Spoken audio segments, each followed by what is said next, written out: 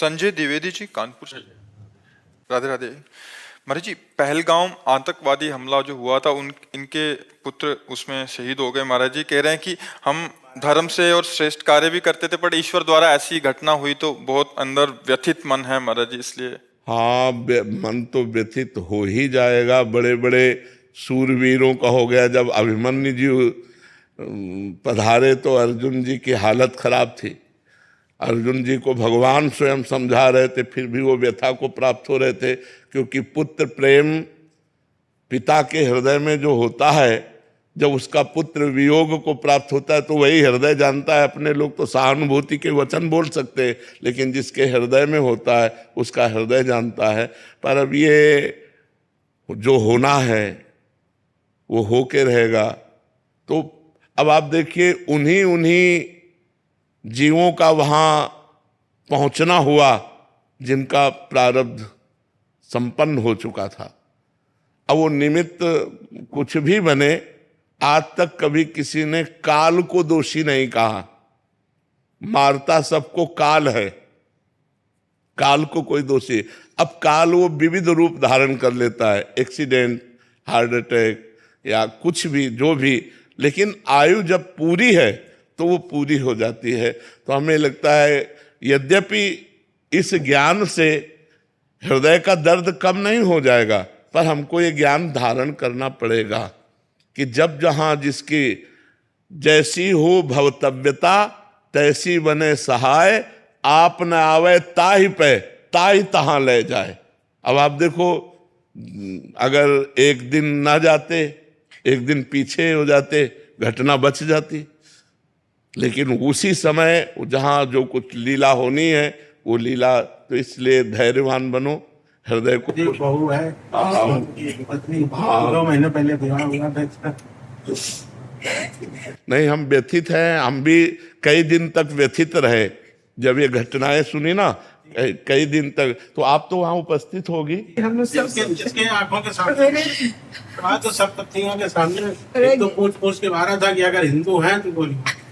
इसके बगल में सब पूरा ब्लड से नहा गए थे। राधा राधा राधा राधा। बड़ी, वो तो दृश्य ही इतना भयानक होगा कि कैसे, मतलब 2 साल से हम भी आपके हम लोग भी वो 11 लोगों में से गए थे और पहले स्टेज पे पहुंच करके आपका कृपा चाहे जो भी हो, हम लोग उसको साथ में हम भी थे, लेकिन हम आधे रास्ते से लौट आए थे। हमें अच्छा नहीं लग रहा था वहां जाने में, तो अपने काम बैठे, बेटा तुम लोग चल आने। अब तो धैर्य धारण करना पड़ेगा बच्चा, वो तो। लेकिन तुमने वो दृश्य देखा है, वो कितना भयानक दृश्य होगा, जिस दृश्य को आपने अपने सामने देखा कि अपना जीवन साथ। हम लोग के दिमाग से जाता ही नहीं। हमारे गुरु रमण तिवारी महाराज नाम जप करते मेरे चेहरा। हाँ बिल्कुल। नहीं, आप चर्चा कर रहे तो हमारा हृदय व्यथित हो रहा है। वो कई दिन व्यथित रहा, जब हमने घटना सुनी, कई दिन व्यथित रहा। जैसे आप फिर ताजा हो गया। आप तो दृश्य देखे हैं, और आपके तो पति गए हैं, पुत्र गए हैं, अपने लोग तो केवल सुनकर तो भी हृदय व्यथित हो जाता है। पर आपको धैर्यवान बनना चाहिए। हम लोग का मन बहुत नहीं, अब धैर्यवान बनो। रोने से या व्यथित होने से, डिस्टर्ब होने से अब हाथ तो कुछ लगेगा नहीं। अपना स्वास्थ्य कमजोर होगा, अपना चिंतन बिगड़ेगा। इसलिए नाम जप करो, धीरे धीरे इस दुख को हटाने की कोशिश करो। यद्यपि बहुत कठिन है, हम फिर भी कह रहे हैं बहुत कठिन है। बड़े बड़े धर्मात्मा पुरुष व्यथित हो गए हैं इन कार्यों में। भगवान का 14 वर्ष का जो ही वनवास का कैकेयी जी ने दृढ़, तो भगवान के वियोग में दशरथ जी के प्राण चले गए।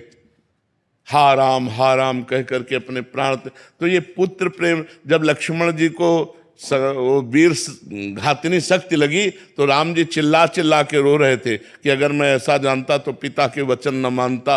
तो भ्रातृ प्रेम, पुत्र प्रेम, ये ऐसे प्रेम है जो हमारे हृदय को व्यथित कर देते। पर हम भगवान से मनाएंगे कि आप लोगों को धैर्य दे, आप लोगों को सुख प्रदान करें और आप सुखपूर्वक जिए। आप इस तरह के चिंतन में अगर और बढ़ते चले गए तो डिप्रेशन में पहुंच जाएंगे, परेशान हो जाएंगे। अब थोड़ा हिम्मत कीजिए, धैर्य कीजिए। हमें भी हृदय से व्यथा है, पर अब उस व्यथा की पूर्ति कर नहीं सकते। अब वो ऐसी कोई सामान तो है नहीं जो बाजार से लाके दी जा सके। एक बार जो आकृति मिट गई वो सृष्टि में दोबारा चाहे लाख कोशिश करो वो मिलने वाली नहीं है। अब वो पुत्र मिलने वाला नहीं, चाहे हम तुम दिन भर बैठकर रोएं या दिन भर बैठकर भगवान से प्रार्थना करें, अब वो दोबारा नहीं आ सकता। तो हमें चाहिए धैर्यपूर्वक नाम जप करें और अपने हृदय को संतुष्ट करें। भगवान की बड़ी विचित्र